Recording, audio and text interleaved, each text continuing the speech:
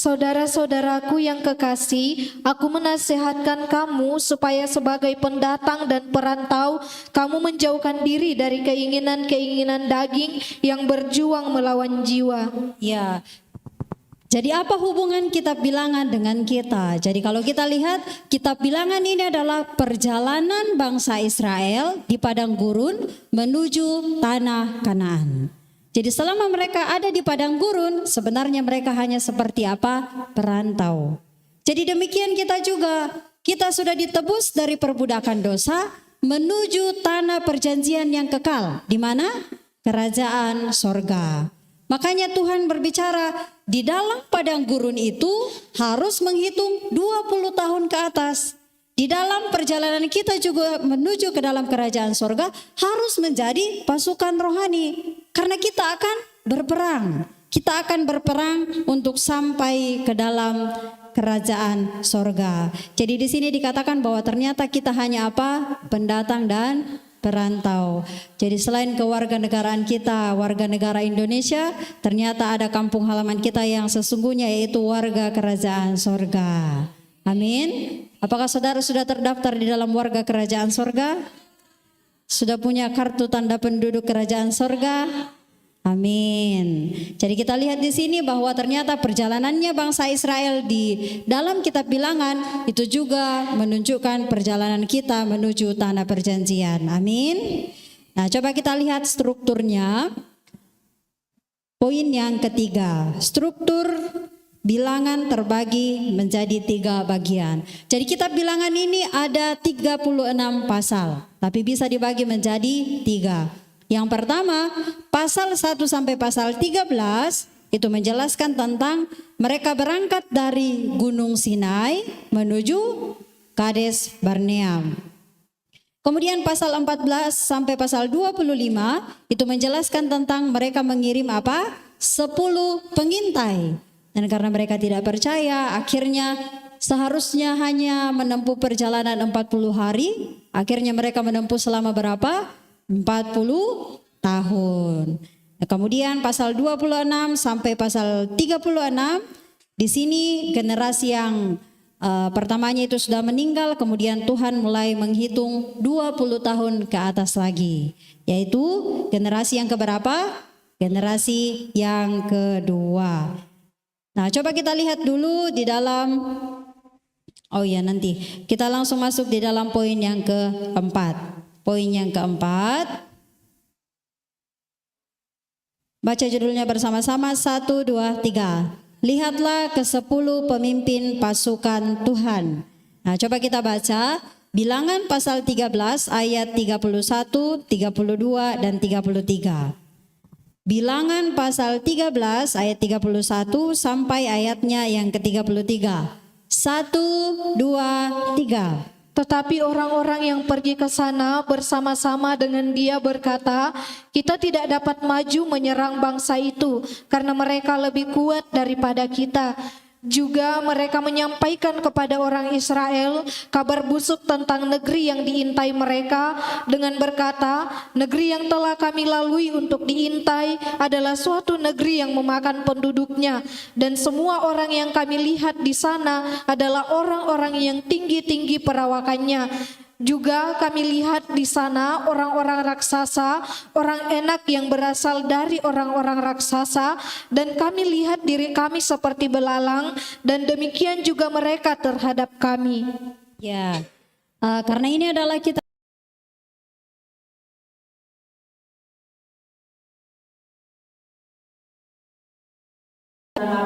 pasukan Tuhan. Pasukan Tuhan yang berumur 20 tahun ke atas. Nah, poin yang keempat ini kita akan belajar khusus di bagian B. Ketika Musa mengirim 10 pengintai. Jadi melalui mengirim 10 pengintai, kita akan melihat di sini keadaan hamba-hamba Tuhan pada zaman ini. Jadi 10 pengintai yang dikirim, mereka adalah seorang pemimpin. Jadi mereka adalah kepala suku, atau mereka adalah pemimpin-pemimpin yang dikirim untuk melihat negeri itu. Jadi perkataan mereka sangat penting. Bayangkan orang Israel sudah menunggu, sekarang kami mau menuju tanah Kanaan. Jadi pemimpin di sini sangat penting. Tetapi ketika mereka pulang dari mengintai negeri itu, apa yang mereka katakan di sini? Dikatakan, kita tidak dapat maju menyerang bangsa itu. Mereka lebih kuat daripada kita. Maka dikatakan, kita seperti apa? Belalang. Saudara pernah lihat belalang? Jadi katakan kita seperti belalang. Jadi kalau kita lihat di sini, 10 pemimpin di sini, pemimpin suku di sini tidak percaya bahwa mereka bisa masuk ke dalam tanah Kanaan. Jadi mereka tidak percaya bahwa mereka bisa masuk ke dalam tanah Kanaan. Tapi kalau kita baca di dalam Alkitab, mulai dari kapan Tuhan berjanji tentang tanah Kanaan? Kepada siapa? Bahkan kepada Abraham Tuhan janji bahwa akan memberikan tanah Kanaan. Dilanjutkan lagi kepada Isa, dilanjutkan kepada Yakub, dan sekarang kepada Musa dan bangsa Israel. Tapi 10 pemimpin suku ini tidak percaya. Kita tidak bisa masuk ke dalam tanah Kanaan. Jadi saya juga belajar di sini bahwa hamba Tuhan, perannya hamba Tuhan sangat penting. Kita sekarang sebagai calon hamba Tuhan tidak meyakinkan orang kita mau masuk ke tanah Kanaan yang ada di Yerusalem, tidak pergi ke Israel. Tetapi sekarang tugasnya pemimpin atau hamba Tuhan adalah meyakinkan orang tentang iman kepada Yesus Kristus. Ketika kita beriman kepada Yesus Kristus, kita bisa tinggal bersama-sama dengan Tuhan Allah di dalam kerajaan surga. Jadi itu tugas hamba Tuhan. Tapi apa yang dilakukan pemimpin suku di sini? Tidak percaya kepada perjanjian Tuhan. Bagaimana dengan hamba Tuhan pada zaman ini? Apakah percaya kepada perjanjian Tuhan? Ya, saya juga belajar di sini. Kalau saya sendiri saja tidak yakin bahwa saya akan masuk surga, kalau saya sendiri saja tidak yakin bahwa saya sudah dibenarkan, kalau saya sendiri tidak yakin bahwa saya sudah diselamatkan, saya sudah dilahirkan kembali, bagaimana saya mau meyakinkan orang yang lain? Saya saja tidak percaya, lagi mau mengajar orang yang lain. Jadi di sini juga mereka tidak percaya kepada perjanjian Tuhan. Jadi kita perlu merenungkan bagaimana keadaan hamba Tuhan pada zaman ini. Nah, ini adalah perannya hamba Tuhan. Ketika para pemimpin ini menyampaikan kepada jemaat, apa yang menjadi respon mereka? Halaman yang ketiga. Coba kita lihat respon, atau saya sudah halaman yang ketiga, teman-teman, sama. Nah, kita akan lihat di sini. Kita akan lihat responnya ketika mereka sudah mendengar. Poin yang kelima, 1, 2, 3. Perhatikanlah respon pasukan Tuhan yang berumur 20 tahun ke atas yang sanggup berperang. Bilangan pasal 14 ayat 1, ayat 3 dan ayat 4. Bilangan pasal 14 ayat 1, ayat 3 dan ayatnya yang keempat. 1, 2, 3. Lalu seketika kami itu mengeluarkan suatu hari dan bangsa itu menangis pada malam itu. Mengapakah Tuhan membawa kami di negeri ini supaya kami tewas dan benar dan istri dan katakan pada kami menjadi tawanan? Bukankah lebih baik kami pulang ke Mesir? Dan mereka berkata kepada yang lain, "Marilah kita mengangkat seorang pemimpin lalu pulang ke Mesir." Ini adalah pemberontakan yang terbesar bagi bangsa Israel. Jadi karena pemimpin tidak percaya kepada perjanjian Tuhan, karena hamba Tuhannya tidak percaya kepada perjanjian Tuhan, maka respon jemaatnya apa yang terjadi? Mereka menangis pada malam itu juga. Coba bayangkan sekitar 2 juta orang menangis pada waktu yang sama. Satu orang saja menangis orang yang besar, apalagi sekitar 2 juta orang. Dan di sini dikatakan, bukankah lebih baik kami pulang ke Mesir? Jadi mau ke Mesir sama seperti apa? Menyangkal yang telah mengeluarkan mereka dari tanah Mesir. Apa yang mengeluarkan mereka dari tanah Mesir? Darah anak domba basah. Jadi mau kembali ke Mesir, mengangkat pemimpin untuk pulang ke Mesir, artinya mengabaikan yang telah mengeluarkan mereka dari tanah Mesir, yaitu apa? Darah anak domba basah. Jadi sama juga kita lihat di sini, pemberontakan yang paling besar adalah ketika menyangkal penebusan Yesus Kristus. Jadi sebenarnya di sini mereka tidak percaya kepada darah anak domba Paskah yang telah membebaskan mereka. Jadi kita juga juga belajar kalau perannya hamba Tuhan sangat penting. Kalau hamba Tuhan tidak yakin tentang Injil, kalau hamba Tuhan tidak yakin tentang Injil, maka di sini juga siapa yang tidak yakin tentang Injil, cuma orang-orang yang digembalakan. Jadi pemimpin itu sangat penting. Amin. Ya, coba kita baca poin yang ke-6. Coba baca dulunya di situ. 1, 2, 3. Misteri dalam kitab Bilangan. Kenapa Bapak Pendeta itu mengatakan misteri dalam kitab Bilangan? Coba kita baca. Orang yang berumur 20 tahun ke atas dan sanggup berperang, suku Yehuda jumlahnya berapa? 74.600 orang. Kalau suku Efraim 40.500 orang. Ya, jadi coba kita baca di dalam Bilangan pasal 14 ayat 8, kemudian Bilangan ayat 9. Coba kita baca ayat 8, ayat 9 dan ayat 11. 1, 2, 3. Jika Tuhan berkenan kepada kita, maka Ia akan membawa kita masuk ke negeri itu dan akan memberikannya kepada kita suatu negeri yang berlimpah-limpah susu dan madunya. Hanya janganlah memperlukan kepada Tuhan dan janganlah takut kepada bangsa negeri itu, sebab mereka akan kita telah habis. Dia melindungi mereka, sudah meninggalkan mereka, sedang Tuhan menyertai kita. Janganlah takut kepada mereka. Tuhan berfirman kepada Musa, berapa lama lagi bangsa ini menyembah aku, dan berapa lama lagi mereka tidak mau percaya kepadaku, sekalipun sudah ada segala tanda mujizat yang kulakukan di tengah-tengah mereka. Jadi di sini yang Musa mengirim 12 pengintai. 10 pengintainya tadi tidak percaya kepada perjanjian Tuhan. Nah di sini suku Yehuda siapa pemimpinnya? Kaleb. Kemudian suku Efraim siapa pemimpinnya? Yosua. Jadi kalau kita lihat di sini hanya Yosua dan Kaleb yang percaya kepada perjanjian Tuhan. Dikatakan bahwa sebab mereka akan kita telan habis, yang melindungi mereka sudah meninggalkan mereka, sedangkan apa? Tuhan menyertai kita. Jadi kita lihat di sini bahwa meskipun situasinya sama, tapi cara memandang 10 suku ini dengan 2 suku jauh berbeda. Apakah betul di dalam orang-orang yang besar? Benar. Apakah orang-orang yang tua? Benar. Tetapi Kaleb dengan Yosua memandang dengan mata iman. Dengan apa? Percaya kepada perjanjian Tuhan. Sedangkan 10 suku tadi tidak percaya kepada perjanjian Tuhan. Nah, coba saudara-saudara bayangkan di sini. Jadi yang mendengar dari suku Yehuda itu 74.600 orang. Tapi di antara 74.600 orang dari suku Yehuda, 1 orang pun tidak ada yang percaya kepada apa? Perjanjiannya Tuhan. Nah, kalau kita lihat nanti ternyata generasi yang 20 tahun ke atas itu semuanya apa? Mati di gunung. Makanya dikatakan misteri dalam kitab Bilangan. Saya juga berpikir, kenapa tidak ada yang percaya? Kenapa tidak ada yang mendengar perkataan dari siapa? Yosua dengan Kaleb. Karena hanya Yosua dan Kaleb nanti masuk ke dalam tanah, semuanya mati di padang gurun. Kemudian dari suku Efraim 40.500 orang. Tapi 1 orang pun tidak ada yang percaya perjanjian Tuhan. Hanya Yosua dengan siapa? Kaleb yang masuk ke dalam tanah Kanaan.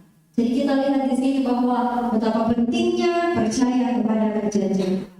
Jadi kalau kita lihat juga jemaat sekarang banyak, yang sampai 1.000, 5.000, kalau ada mungkin sampai 10.000. Tapi di antara mereka ada beberapa orang yang benar-benar sudah percaya kepada perjanjian Mesias. Berapa orang yang sudah dilahirkan kembali? Berapa orang yang benar-benar sudah diselamatkan atau dibenarkan? Kita lihat di sini bangsa Israel. Makanya Tuhan sangat rindu mereka menjadi apa? Pasukan ini, karena mereka akan berperang. Nah, coba kita baca ayat 22 dan ayat 23. Ayat 22, ayat 23. 1, 2, 3. yang telah melihat kemuliaanku dan tanda-tanda mujizat yang kuperbuat di Mesir dan di padang gurun, namun telah 10 kali mencobai aku dan tidak mau mendengarkan suaraku.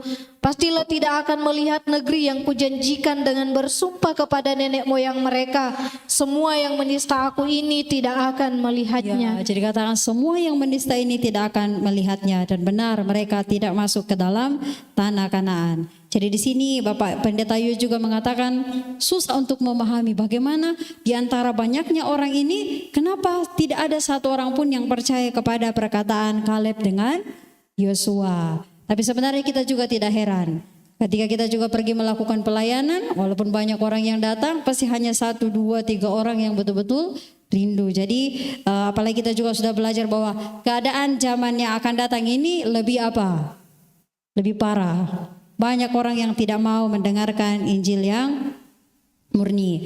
Jadi dari sini 2 hal yang sudah kita pelajari. Yang pertama, Tuhan rindu menjadi pasukan rohani. Kemudian yang kedua tadi kita belajar dari 10 pemimpin, ya 10 pengintai, 10 pemimpin suku dan 2 pemimpin suku. Jadi perannya mereka sangat penting. Walaupun melihat situasinya sama, tetapi mereka cara memandangnya berbeda. Jadi kita juga belajar, banyak orang berpikir, wah bagaimana bisa masuk ke dalam kerajaan sorga? Kita adalah orang berdosa. Surga itu tempat kudus, pasti susah untuk sampai kepada Tuhan. Kalau kita lihat dengan mata manusia, memang susah. Kalau mengandalkan usaha dan perbuatan kita. Tapi kalau kita melihat dengan mata iman kepada Yesus Kristus yang sudah menyelesaikan dosa kita, kita dengan yakin berkata, kita pasti masuk ke dalam kerajaan sorga. Karena siapa yang menjadi jaminannya? Yesus Kristus. Bukan apa? Bukan kita. Kalau mau menuju ke dalam kerajaan sorga dengan usaha kita, sangat-sangat mustahil. Tetapi kalau memandang kepada Yesus Kristus, percaya kepada perjanjian Tuhan, kita pasti yakin. Amin. Oke, kita akan belajar bagian yang barunya lagi. Di poin yang ke-7, 1, 2, 3. Jumlah bangsa Israel yang keluar dari Mesir 603.350 orang.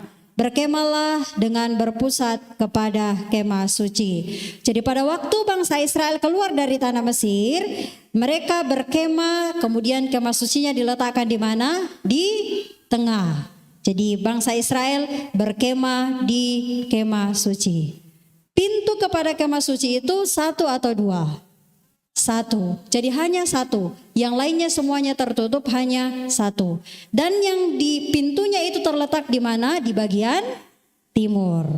Jadi pintu kepada gerbang kemah suci itu di timur. Dan siapa yang berkemah di sebelah timur? Halaman yang ke-4. Mari kita membuka halaman yang ke-4. Ya, yang di sebelah timur siapa yang berkemah? Yehuda. Di sebelah barat siapa yang berkemah? Suku Efraim. Di sebelah utara siapa yang berkemah? Dan di sebelah selatan yang berkemah ada Ruben. Nah, kenapa di sini Yehuda berkemah di sebelah timur?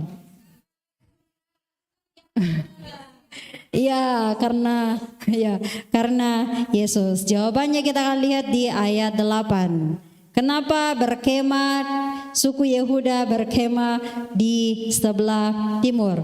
Poin yang ke-8 kita baca judulnya 1, 2, 3. Tongkat kerajaan tidak akan beranjak dari Yehuda. Bilangan pasal 2 ayat 3, 1, 2, 3. Yang berkemah di sebelah timur dekat panji-panjinya ialah laskar Yehuda. Maliaki 4 ayat 2. Tetapi kamu yang takut akan namaku, bagimu akan terbit surya kebenaran dengan kesembuhan pada sayapnya. Jadi kenapa suku Yehuda berkemah di sebelah timur? Karena di sini dikatakan surya kebenaran akan terbit dari timur. Ya, dari Yehuda. Ya, jadi Yehuda. Jadi kalau kita lihat, jadi ternyata surya kebenaran ini terbit dari timur. Artinya Yesus Kristus yang dari suku Yehuda akan lahir. Jadi kita lihat di sini bahwa tempat perkemahannya orang Israel pun tidak sembarangan. Semuanya mau mewahyukan tentang siapa? Yesus Kristus. Jadi dari suku Yehuda siapa yang akan datang? Terang yang sesungguhnya. Terang yang sesungguhnya akan datang dari suku Yehuda, yaitu Yesus Kristus. Nah, kemudian ketika terang yang sesungguhnya itu, atau dikatakan surya kebenaran itu terbit, apa yang akan terjadi? Lukas pasal 1 ayat 78 dan 79. Lukas pasal 1 ayat 78 79. 1, 2, 3. Oleh rahmat dan belas kasihan dari Allah kita, dengan mana Ia akan melawat kita surya pagi dari tempat yang tinggi, untuk menyinari mereka yang diam dalam kegelapan dan dalam naungan maut, untuk mengarahkan kaki kita kepada jalan damai sejahtera. Ya, jadi kita lihat di sini bahwa dikatakan bahwa oleh rahmat dan belas kasihan dari Allah, di mana Ia melawat kita surya pagi dari tempat yang maha tinggi. Jadi surya pagi ini tidak hanya menunjukkan kepada matahari yang terbit dari timur, tidak. Tetapi dikatakan ketika surya pagi itu terbit, dia akan apa? Menyinari mereka yang diam dalam apa? Kegelapan. Siapakah yang diam di dalam kegelapan? Orang berdosa, saya, kita semua. Dan dikatakan apa? Dalam naungan maut, karena upah dosa adalah apa? Maut, yaitu bosnya adalah iblis. Tapi ketika kita berada di dalam kegelapan, kita berada di dalam naungan maut, ketika Yesus Kristus datang atau surya pagi dari tempat yang tinggi itu datang, apa yang Yesus lakukan bagi kita? Mengarahkan kaki kita kepada apa? Jalan damai sejahtera. Amin. Jadi firman Tuhan ini sudah digenapi melalui Yesus Kristus datang untuk menebus dosa kita, menebus dosa umat manusia. Kita berdamai sejahtera dengan apa? Allah. Dulunya kita adalah gelap, Tuhan adalah apa? Terang. Tuhan Allah adalah hidup, kita berada di dalam maut. Tapi melalui Yesus Kristus datang untuk menebus segala dosa kita, maka kita berdamai sejahtera dengan Allah. Bukan menjadi seterunya Tuhan lagi, bukan menjadi musuhnya Tuhan, tetapi sudah menjadi apa? Berdamai sejahtera. Amin. Ya, Yehezkiel pasal 44 ayatnya yang kedua. Yehezkiel pasal 44 ayatnya yang kedua. 1, 2, 3. Lalu Tuhan berfirman kepadaku, pintu gerbang ini harus tetap tertutup, jangan dibuka dan jangan seorang pun masuk dari situ, sebab Tuhan Allah Israel sudah masuk melaluinya. Karena itu gerbang itu harus tetap tertutup. Ya, pintu gerbang di sini itu menunjukkan gerbang bait Allah. Jadi dikatakan bahwa ingat tadi di mana letaknya pintu gerbang bait Allah? Di sebelah timur. Dan dikatakan bahwa Tuhan masuk melalui pintu gerbang timur. Artinya dari suku Yehuda yang berkemah di sebelah timur, Yesus Kristus akan datang. Jadi kita lihat di sini posisi bangsa Israel berkemah pun mau mewahyukan tentang apa? Yesus Kristus. Jadi kita sudah belajar ya 4 poin. Pasukan rohani, pemimpin 10 tadi, responnya mereka, dan apa? Tempat apa ini yang terakhir? Perkemahan mereka, tempat perkemahan mereka. Nah sekarang poin yang ke-9. Poin yang ke-9. 1, 2, 3. Menurut titah Tuhan mereka berangkat dari Gunung Sinai. Siapakah yang terlebih dahulu berjalan di depan mereka? Bilangan pasal 2 ayat 9. 1, 2, 3. Jumlah orang yang dicatat dalam Laskar Yehuda menurut pasukan-pasukan mereka ada 186.400 orang. Merekalah yang terdahulu berangkat. Ya, jadi ketika mereka berangkat, dikatakan bahwa mereka berangkat tidak sembarangan. Tapi mereka berangkat menurut apa? Titah Tuhan. Jadi berangkatnya pun bukan kehendak mereka sendiri, bukan kemauan mereka sendiri, tetapi diatur oleh Tuhan. Dan ternyata kalau kita lihat ketika bangsa Israel berjalan di padang gurun, siapa yang berjalan di depan mereka? Suku Yehuda, Laskar Yehuda. Kalau kita lihat anak pertamanya sebenarnya adalah siapa? Ruben. Kalau diurutkan dari yang sulung, seharusnya Ruben berjalan di depan mereka. Tapi ternyata di sini siapa yang berjalan di depan mereka? Suku Yehuda. Kenapa Tuhan menyuruh suku Yehuda berjalan di depan mereka? Iya, karena Yesus Kristus datang dari suku Yehuda. Jadi kita lihat di sini bahwa ketika bangsa Israel keluar dari tanah Mesir, berjalan di padang gurun, kalau dilihat dengan mata jasmani, siapa yang berjalan di depan mereka? Suku Yehuda. Suku Yehuda kalau dengan mata jasmani. Tapi kalau dengan mata iman sebenarnya siapa? Tuhan yang memimpin bangsa Israel sampai di tanah Kanaan. Demikian juga dengan kita. Kalau kita lihat kehidupan kita di dunia ini, kita jalan sendiri menuju kerajaan sorga. Tapi dengan mata iman sebenarnya siapa yang menuntun kita? Tuhan Yesus. Jadi kita tidak sendiri, tetapi Roh Kudus berdiam di dalam hati kita sampai ke kampung halaman kita yang sebenarnya. Amin. Amin. Halaman yang kelima, Bilangan pasal 10 ayat 13 dan ayatnya yang ke-14. Bilangan pasal 10 ayat 13 dan ayat yang ke-14. 1, 2, 3. Itulah pertama kali mereka berangkat menurut titah Tuhan dengan perantaraan Musa. Terdahulu berangkatlah laskar yang dibawa panji-panji Bani Yehuda menurut pasukan mereka. Ya, apakah saudara mengenal hati Tuhan melalui peristiwa ini? Ya, jadi kalau kita belum belajar pandangan Alkitab hanya lihat, oh suku Yehuda, oh ini cerita bangsa Israel keluar dari tanah Mesir. Tapi setelah belajar pandangan Alkitab, ternyata kita melihat, ternyata yang berjalan di depan saya menuju kampung halaman yang sebenarnya di sorga adalah siapa? Tuhan Allah. Amin. Nah, kita akan berhenti sejenak. Jadi sela itu berhenti sejenak, kemudian apa? Renungkan. Kenapa kita perlu merenungkan suku Yehuda berjalan di depan mereka? Karena di sini ada hal yang sangat penting. Coba kita baca Mazmur pasal 68 ayat 8. Mazmur 68 ayat 8. 1, 2, 3. Ya Allah, ketika Engkau maju berperang di depan umat-Mu, ketika Engkau melangkah di padang belantara. Iya. Jadi dikatakan renungkan sejenak firman Tuhan ini. Kalau lihat tadi sebenarnya suku Yehuda yang berjalan di depan mereka. Tapi menurut Mazmur dikatakan engkau melangkah di padang belantara. Ternyata Tuhan yang melangkah di padang gurun ketika bangsa Israel keluar dari tanah Mesir. Walaupun kita lihat itu adalah suku Yehuda, tetapi sebenarnya Tuhan menjadi gembala mereka yang memimpin bangsa Israel. Dan apa yang dilakukan Tuhan yang berjalan di depan mereka? Di ayatnya yang ke-20. Mazmur 68 ayat 20. 1, 2, 3. Terpujilah Tuhan, hari demi hari Ia menanggung bagi kita, Allah adalah keselamatan kita. Pujilah Tuhan yang setiap hari menanggung kita, Allah adalah keselamatan kita.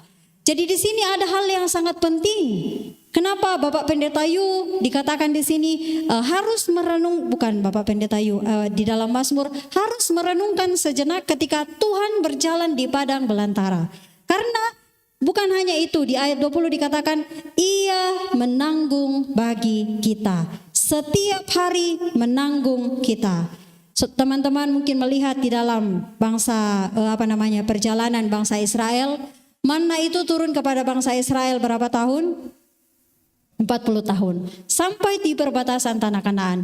Tetapi bukti bahwa setiap hari Tuhan menanggung kesalahannya mereka. Kalau kita lihat, walaupun misalnya hari ini adalah harinya mereka memberontak, membuat patung lembu emas, apakah keesokan harinya manna tidak turun?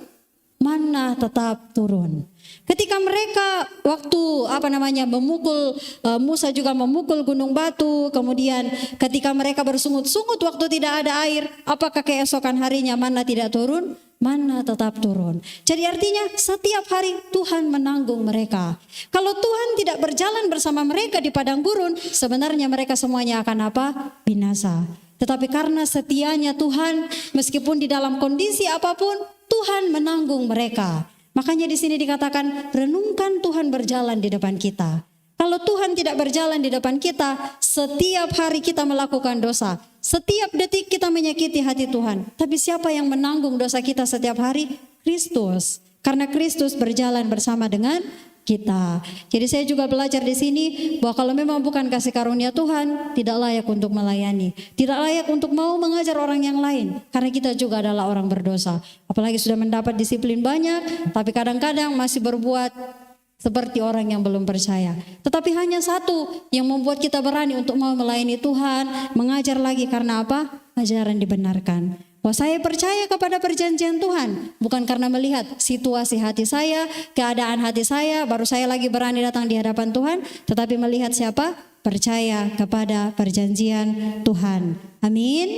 Jadi iman kita bukan bergantung kepada situasi, bukan melihat keadaan kita, tetapi kepada apa? Percaya perjanjian Tuhan. Karena kalau melihat kehidupan ya pasti banyak berubahnya. Tetapi kalau melihat lagi kepada Tuhan yang menanggung kita, kita berani berdiri di hadapan Tuhan. Amin.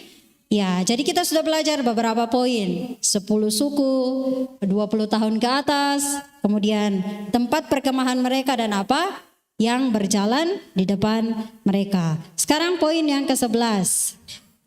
1, 2, 3. Atau jika nafiri tidak mengeluarkan bunyi yang terang, siapakah yang menyiapkan diri untuk berperang? Jadi waktu kita belajar dulu banyak orang yang berbagi firman Tuhan ini. Nah, coba kita baca Bilangan pasal 10 ayat 2 sampai ayatnya yang kelima.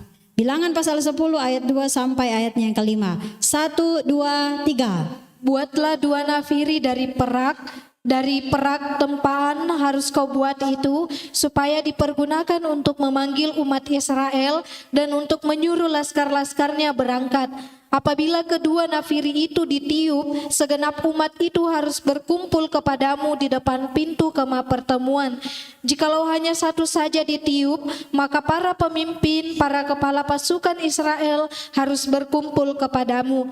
Apabila kamu meniup tanda semboyan, maka haruslah berangkat laskar-laskar yang berkemah di sebelah timur. Ya, jadi di sini tentang aturan meniup nafiri. Kenapa? Karena bangsa Israel pasukan yang besar. Pada waktu itu tidak ada toa yang bisa umumkan jalan. Tidak ada juga grup yang mengumumkan kita berhenti. Ya, tapi di sini membuat apa? Nafiri. Yang meniup nafiri ini adalah siapa? Imam. Imam yang membuat nafiri. Dikatakan kalau 2 kali ditiup berarti yang berkumpul harus siapa? Berkumpul umat Israel. Tapi kalau 1 kali siapa yang berkumpul? Pemimpin. Tapi kalau semboyan ditiup artinya apa? Jalan. Ya, mereka berangkat jalan. Jadi imam ini harus meniup sangkakala nafirinya dengan jelas. Kalau tidak jelas, tujuannya hanya mau memanggil pemimpin, tapi salah membunyikan nafirinya, maka yang berkumpul semua umat, maka bahaya. Mungkin tujuannya hanya mau memanggil umat, tapi tiba-tiba menyembunyikan semboyan, mereka semuanya sudah jalan. Jadi yang meniup nafiri ini sangat penting, harus jelas. Apakah hanya pemimpin saja, apakah semua umat, atau apakah harus berangkat. Jadi sangat penting. Nah, apa aplikasi firman Tuhan ini bagi kita? Apakah kita juga membuat nafiri kemudian meniup? Tidak, coba kita baca di halaman yang ke-6. Halaman yang ke-6. Kita baca ayat 8, 1, 2, 3.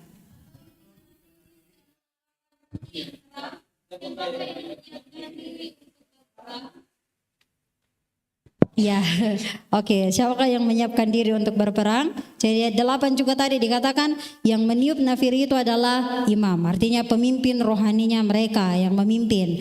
Jadi kita lihat di sini bahwa atau jika di dalam 1 Korintus, jika nafiri tidak mengeluarkan bunyi yang terang, siapakah yang menyiapkan diri untuk berperang? Baca ayat 9 lagi, 1, 2, 3.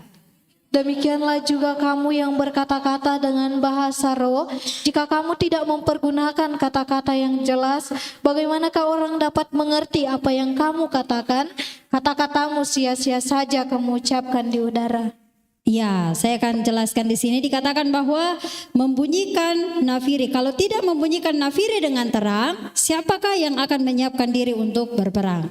Jadi pada zaman ini hamba Tuhan tidak lagi meniup nafiri. Tetapi apa yang disampaikan oleh hamba Tuhan adalah menyampaikan Injil. Kalau tidak menyampaikan Injil dengan jelas, maka kabar baik juga yang diterima oleh jemaat juga tidak jelas. Kenapa ada banyak orang yang mengatakan bahwa keselamatan karena perbuatan baik? Karena tidak menyampaikan dengan jelas. Tapi kalau jelas bahwa keselamatan bukan karena usaha atau perbuatan baik, hanya iman kepada Yesus Kristus, maka orang juga akan mendengar bahwa ternyata keselamatan hanya karena iman kepada Yesus Kristus. Tapi kalau tidak jelas, maka orang-orang juga yang mendengarnya tidak jelas. Makanya hamba Tuhannya sangat-sangat penting untuk menyampaikan firman Tuhan. Sekarang yang menjadi pertanyaannya, apakah Injil yang saudara-saudara sampaikan sudah disampaikan dengan jelas? Apakah saudara sudah meniup nafir Injil dengan jelas? Sudah? Amin. Amin. Oke, poin yang ke-12. Poin yang ke-12. 1, 2, 3.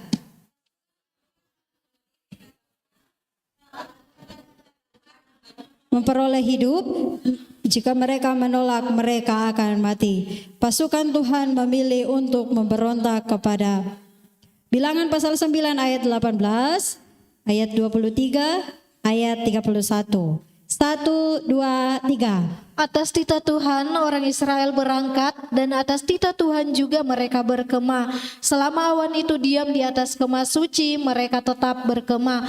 Atas titah Tuhan mereka berkemah, dan atas titah Tuhan juga mereka berangkat. Mereka memelihara kewajibannya kepada Tuhan menurut titah Tuhan dengan perantaraan Musa.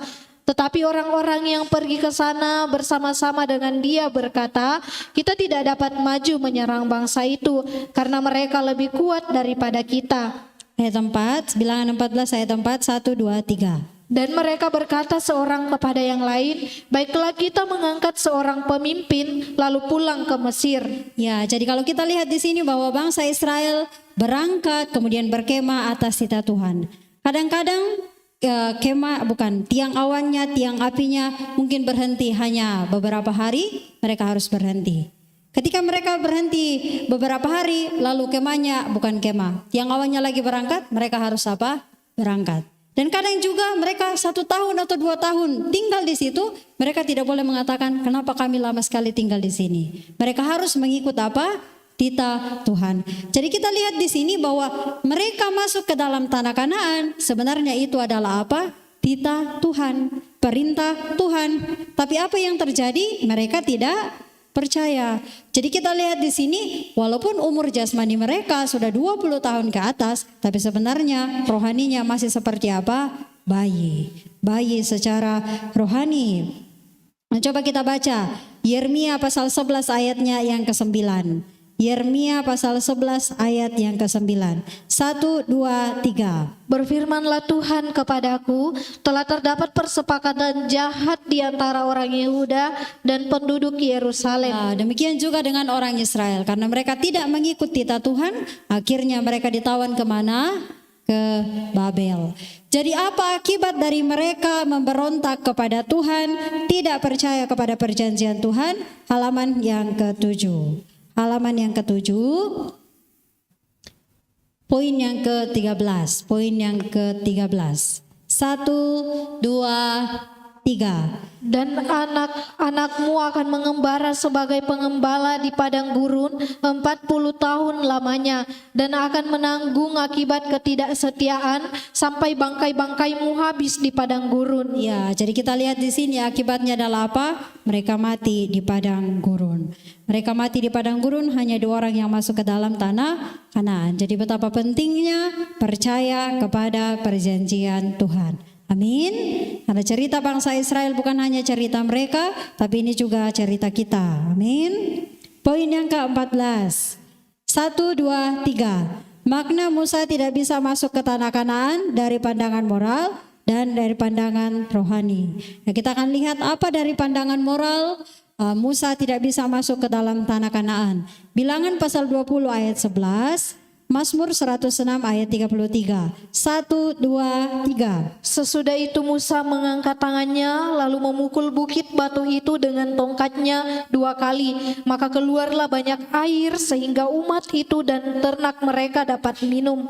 Sebab mereka memahitkan hatinya sehingga ia teledor dengan kata-katanya. Ya, jadi dikatakan di sini bahwa sebenarnya Tuhan mengatakan hanya apa? Katakanlah. Tetapi Musa apa? memukul. Dan di Mazmur 106 ayat 33 dikatakan, sebab mereka memahitkan hatinya sehingga ia teledor dengan kata-katanya. Jadi yang menjadi aplikasinya di sini bagi ajaran moralnya, artinya dikatakan hamba Tuhan harus hati-hati di dalam berbicara.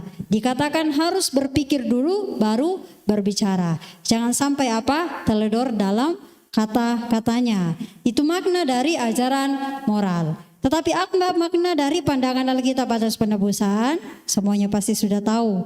Bilangan pasal 20 ayat 12. Bilangan 20 ayat 12. 1, 2, 3. Tetapi Tuhan berfirman kepada Musa dan Harun, karena kamu tidak percaya kepadaku dan tidak menghormati kekudusanku di depan mata orang Israel, itulah sebabnya kamu tidak akan membawa jemaah ini masuk ke negeri yang akan kuberikan kepada mereka. Bilangan 27 ayat 18. 1, 2, 3. Lalu Tuhan berfirman kepada Musa, ambillah Yosua bin Nun, seorang yang penuh roh, letakkanlah tanganmu atasnya. Oke. Ya, jadi poin pentingnya di Bilangan pasal 20 ayat 12 dikatakan, itulah sebabnya kamu tidak akan membawa. Tuhan tidak mengatakan kamu tidak masuk, tapi dikatakan kamu tidak akan membawa bangsa ini masuk ke dalam tanah Kanaan. Siapa yang membawa bangsa Israel masuk tanah Kanaan? Yosua. Jadi kita lihat di sini, kenapa Musa tidak dapat membawa jemaat itu masuk ke dalam tanah Kanaan? Karena Musa adalah lambang dari hukum Taurat. Artinya hanya penuntun sampai kepada siapa? Yesus Kristus. Amin. Jadi kita juga belajar bukan hanya sampai menjelaskan hukum Taurat kepada jemaat, tetapi harus mempertemukan mereka dengan siapa? Kristus. Apakah saudara sudah bertemu dengan Kristus? Amin, sudah. Sekarang sudah berjalan bersama Kristus. Ya, poin yang ke-15. Poin yang ke-15, 1, 2, 3. Jadi bagaimana jika ada di antara mereka ada yang tidak setia? Dapatkah ketidaksetiaan itu membatalkan kesetiaan Allah? Tidak. Ya, sekali-kali tidak. Nah, coba kita baca Bilangan pasal 26 ayat 4, Bilangan pasal 25 ayat 51. Dan Bilangan pasal 26 ayat 65. 1, 2, 3. Hitunglah jumlah semua orang yang berumur 20 tahun ke atas, seperti yang diperintahkan Tuhan kepada Musa. Inilah orang Israel yang telah keluar dari tanah Mesir. Itulah orang-orang yang dicatat dari orang Israel, 601.730 orang banyaknya. Sebab Tuhan telah berfirman tentang mereka, pastilah mereka mati di padang gurun. Dari mereka itu tidak ada seorang pun yang masih tinggal hidup selain dari Kaleb bin Yefune dan Yosua bin Nun. Ya, Bilangan 26 walaupun di pasal satunya tadi itu mereka mulai berangkat, tapi Bilangan pasal 26 ini sudah 40 tahun lewat. Jadi semuanya yang lain tadi sudah mati. Jadi di sini Tuhan kembali lagi menghitung yang 20 tahun ke atas, yaitu generasi keberapa? Generasi kedua. Siapa generasi pertama di sini yang masih hidup? Iya. Nah, coba kita lihat dulu di dalam Roma pasal halaman 8. Roma pasal 3 ayat 3. Roma pasal 3 ayat 3 dengan ayat 4. 1, 2, 3. Jadi bagaimana jika di antara mereka ada yang tidak setia? Dapatkah ketidaksetiaan itu membatalkan kesetiaan Allah? 4, 1, 2, 3. Sekali-kali tidak, sebaliknya Allah adalah benar dan semua manusia pembohong. Seperti ada tertulis, supaya engkau ternyata benar dalam segala firman-Mu dan menang jika engkau dihakimi. Ya, jadi saya juga belajar di sini tentang kesetiaan Tuhan. Jadi tentang kesetiaannya Tuhan. Apakah ketidaksetiaan manusia dapat membatalkan kesetiaan Tuhan? Tidak. Ya, tidak sekali-kali. Iya, sekali-kali tidak. Jadi waktu bangsa Israel, ketika manusia jatuh ke dalam dosa, Tuhan bekerja lagi melalui memberikan Injil asli. Waktu manusia berbuat jahat, Tuhan menyisakan siapa? 8 orang. Waktu Kain membunuh Habel, Tuhan menyisakan siapa? Set. Kita terus melihat. Jadi waktu bangsa Israel juga banyak memberontak, Tuhan menyisakan orang. Bahkan ketika menyalibkan Tuhan Yesus Kristus, Tuhan mereka, menyalibkan Tuhan mereka, Tuhan tetap bekerja untuk mendatangkan kebaikan, memberikan keselamatan bagi orang berdosa. Jadi saya belajar juga bahwa walaupun banyak orang di dunia ini yang menolak Tuhan, tapi apakah Tuhan berhenti bekerja? Tidak. Sekarang Tuhan menyisakan hamba-hamba Tuhan, kita juga di tempat ini untuk terus pergi memberitakan Injil. Amin. Poin yang ke-16, 1, 2, 3. Karena akan datang waktunya orang tidak lagi menerima ajaran sehat, tetapi mereka akan mengumpulkan guru-guru menurut kehendaknya untuk memuaskan keinginan telinganya. Bilangan pasal 21 ayat 5, 1, 2, 3. Lalu mereka berkata-kata melawan Allah dan Musa, "Mengapa kamu memimpin kami keluar dari Mesir supaya kami mati di padang gurun ini? Sebab di sini tidak ada roti dan tidak ada air, dan akan makanan hambar ini kami telah muak." Ya, akan makanan hambar ini kami telah muak. Kalau makanan hambar ini menunjukkan kepada apa? Manna. Dan manna itu lambang dari siapa? Yesus Kristus. Jadi katakan akan makanan hambar ini, akan Injil yang murni ini, Yesus mati, Yesus bangkit, kami sudah apa? Muak. Pada zaman ini juga banyak orang bosan mendengar, kenapa Yesus disalibkan terus? Kenapa Yesus mati, Yesus bangkit? Itu kami sudah tahu. Mereka hanya mau mendengar apa? Apa yang memuaskan telinga mereka. Kalau kamu percaya kepada Tuhan Yesus, kamu diberkati, pendidikan kamu sukses, kamu akan mendapat jodoh yang baik, kamu akan ini. Kalau disampaikan seperti itu, banyak orang yang mau dengar. Tapi ketika menyampaikan Injil terus, Yesus terus, apakah tidak ada yang lain? Jadi pada zaman ini juga sama seperti bangsa Israel. Akan makanan hambar ini kami sudah apa? Muak. Jadi saya belajar orang tidak langsung menyebutkan di mulutnya, saya tidak mau dengar Yesus. Tapi dengan sikapnya, aduh mengantuk, kemudian tidak mau dengar, sepertinya menolak. Aduh ini terus, Injil terus. Jadi sebenarnya sama seperti apa? Muak. Coba yang lainnya, yang bagus-bagus kah? Iya, jadi saya juga belajar akan begini keadaan zaman ke depan. Mereka hanya mau mendengarkan apa yang memuaskan keinginan telinga mereka. Saya yakin kalau manusia yang rusak pasti mau mendengar yang baik-baiknya. Yang baik-baiknya saja. Nah, coba kita baca Bilangan 21 ayat 6. Bilangan 21 ayat 6, Bilangan 21 ayat 9. 1, 2, 3. Lalu Tuhan menyuruh ular-ular tedung ke antara bangsa itu yang memangut mereka, sehingga banyak dari orang Israel yang mati. Lalu Musa membuat ular tembaga dan menaruhnya pada sebuah tiang. Maka jika seseorang dipangut ular dan ia memandang kepada ular tembaga itu, tetaplah ia hidup. Nah, saya jelaskan, jadi pada waktu itu mereka bersungut-sungut karena tidak ada makanan dan minuman. Jadi Tuhan menyuruh ular tedung untuk memangut mereka. Dan banyak di antara mereka mati. Tapi pada waktu itu siapa yang berdoa kepada Tuhan? Musa. Jadi jalan keluarnya mereka harus membuat ular tembaga, menaruhnya di atas tiang. Orang-orang yang percaya mereka bisa sembuh. Tetapi orang-orang yang tidak melihat dan tidak percaya, mereka akan apa?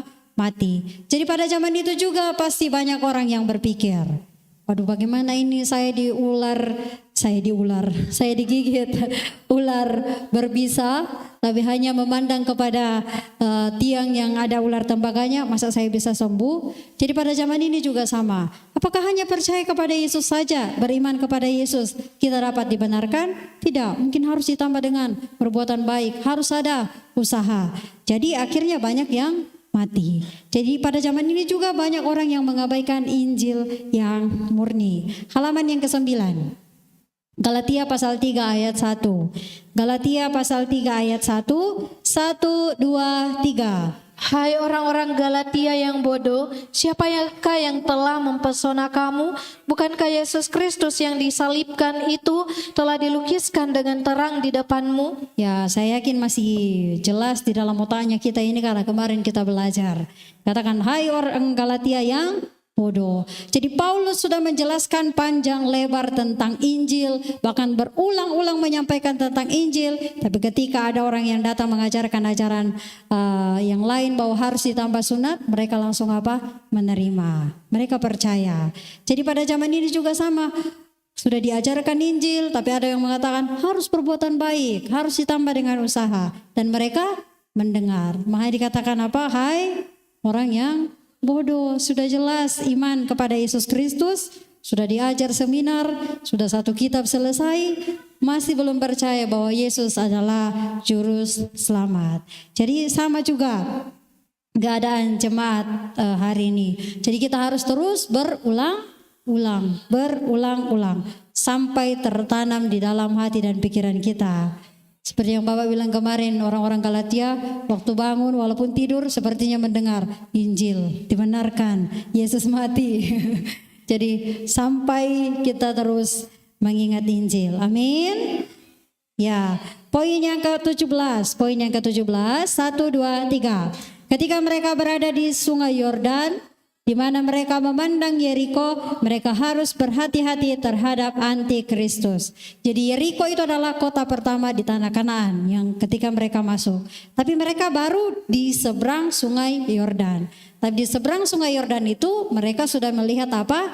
Tanah Kanaan. Mereka harus berhati-hati karena ada apa? Antikristus. Jadi walaupun kita sudah melihat di depan kerajaan sorga, kita masuk ke dalam kerajaan sorga, tapi harus selalu hati-hati dengan apa? Antikristus. Bilangan pasal 21 ayat 21 dan ayat 33. 1, 2, 3. Kemudian orang Israel mengirim utusan kepada Sihon, raja orang Amori. Kemudian berpalinglah mereka dan maju ke arah Basan. Lalu Og, raja Basan, beserta segala rakyatnya maju ke Edrei menjumpai mereka untuk berperang. Ya, jadi kalau kita lihat di sini, nanti siapa yang menang? Orang Israel. Wah, orang Israel yang menang. Nah, coba kita baca Mazmur 136 ayat 17, 18, 19, 20. Mazmur 136 ayat 17, 18, 19, 20. 1, 2, 3. Kepada Dia yang memikul kala raja-raja yang besar, bahwasanya untuk selama-lamanya kasih setianya, dan membunuh raja-raja yang mulia, bahwasanya untuk selama-lamanya kasih setianya. Sihon raja orang Amori, bahwasanya untuk selama-lamanya kasih setianya, dan Og raja negeri Basan, bahwasanya untuk selama-lamanya kasih setianya. Ya, jadi kalau kita lihat di sini, sepertinya Tuhan bersyukur. Dikatakan Dia membunuh raja-raja yang mulia, raja orang Amori, raja Basan, bahwasannya untuk selama-lamanya. Jadi apakah artinya Tuhan bersyukur karena membunuh raja-raja itu? Tidak. Ini mau menjelaskan bahwa di depan tanah Kanaan pun ada cara iblis untuk mengganggu mereka melalui kerajaan ini, tetapi Tuhan menolong mereka. Kalau Tuhan tidak menolong mereka, generasi kedua ini juga tidak bisa masuk ke dalam tanah Kanaan. Jadi harus selalu berhati-hati dengan apa? Antikristus, karena berusaha untuk mengganggu imannya jemaat. Jadi pada waktu itu mereka menang. Jadi dengan cara apa mereka dikalahkan? Bilangan pasal 22 ayat 1, Bilangan 31 ayat 16. 1, 2, 3. Kemudian berangkatlah orang Israel dan berkemah di dataran Moab, di daerah seberang sungai Yordan dekat Yeriko. Bukankah wanita-wanita itu yang menuruti nasihat Bileam sehingga membujuk umat Israel di Peor untuk meninggalkan Tuhan, dan itulah yang mendatangkan bencana atas umat Tuhan. Ya, jadi sekitar 24.000 orang yang mati. Teman-teman bisa melihat Bilangan 25 ayat 9. Jadi di depan tanah Kanaan pun generasi yang kedua mereka tidak dikalahkan dengan kekuatan militer, karena kita lihat mereka menang. Tapi mereka dikalahkan dengan apa? Ayat 16. Wanita itu. Jadi mereka dikalahkan, mereka bersinah. Di mana? Di depan tanah Kanaan. Siapa? Generasi kedua. Jadi mungkin tidak dikalahkan dengan iman, mereka tetap teguh, tetapi dikatakan apa? Di sini.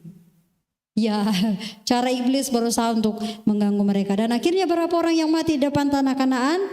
24.000 orang banyaknya. Banyak atau sedikit? Banyak sekali. Makanya dikatakan bahwa harus berhati-hati. Mereka sudah di depan tanah Kanaan, tapi iblis akan berusaha untuk mengganggu. Jadi saya belajar bahwa iblis juga akan berusaha menyerang titik kelemahan kita. Tujuan akhirnya binasa. Tujuan akhirnya adalah membinasakan, tetapi kita yakin dan percaya bahwa tetap memegang teguh Injil. Amin. Ya, halaman yang terakhir, halaman yang ke-10, poin yang terakhir. 1, 2, 3. Pada zaman ini kita hidup seperti zaman bilangan. Karena itu kita perlu berjaga-jaga. Jadi bukan hanya cerita orang Israel saja, tetapi ini juga cerita perjalanan iman kita. Nah, coba kita lihat di sini Ibrani pasal 3 ayat 18 dan ayat 19. Ibrani pasal 3 ayat 18 dan ayat 19. 1, 2, 3. Dan siapakah yang telah ia sumpahi bahwa mereka tak akan masuk ke tempat perhentiannya? Bukankah mereka yang tidak taat? Demikianlah kita lihat bahwa mereka tidak dapat masuk oleh karena ketidakpercayaan mereka. Ya, jadi alasan mereka tidak masuk ke dalam tanah Kanaan adalah apa? Tidak percaya. Apa alasannya orang tidak bisa masuk ke dalam kerajaan sorga? Tidak bisa tinggal bersama-sama dengan Tuhan Allah? Tidak percaya. Jadi alasannya karena tidak percaya. Ibrani pasal 4 ayat 1. 1, 2, 3. Sebab itu baiklah kita waspada, supaya jangan ada seorang di antara kamu yang dianggap ketinggalan, sekalipun janji akan masuk. Ya, jadi ini peringatannya sangat tegas, dikatakan harus apa? Waspada. Kalau tidak waspada, kamu akan dianggap sebagai apa? Orang yang ketinggalan. Meskipun janji akan masuk ke dalam surga itu masih terbuka, tapi dianggap apa? Ketinggalan. Coba lihat orang-orang di sekitar kita, banyak orang yang ketinggalan. Banyak sekali. Kita harus sampaikan kepada mereka dan jangan sampai kita juga yang ketinggalan. Kita ketinggalan. Nah, coba kita baca Matius pasal 7 ayat 13 sampai ayat yang ke-14. 1, 2, 3. Masuklah melalui pintu yang sesak itu, karena lebarlah pintu dan luaslah jalan yang menuju kepada kebinasaan, dan banyak orang yang masuk melaluinya. Karena sesaklah pintu dan sempitlah jalan yang menuju kepada kehidupan, dan sedikit orang yang mendapatinya. Ya, jadi di sini dikatakan bahwa banyak orang yang sudah berangkat menuju tanah Kanaan, tapi hanya sedikit yang sampai di tanah Kanaan. Jadi firman Tuhan ini juga sampai kepada kita. Banyak orang sudah ditebus oleh darah Tuhan Yesus, tapi apakah mempertahankan iman sampai kepada akhirnya? Banyak di dalam perjalanan padang gurun meninggalkan atau menyangkal Tuhan. Jadi melalui kitab Bilangan ini kita juga belajar bukan hanya cerita bangsa Israel, tetapi ini juga cerita perjalanan iman kita menuju ke dalam kerajaan sorga. Amin. Ya, silakan berbagi 2 orang.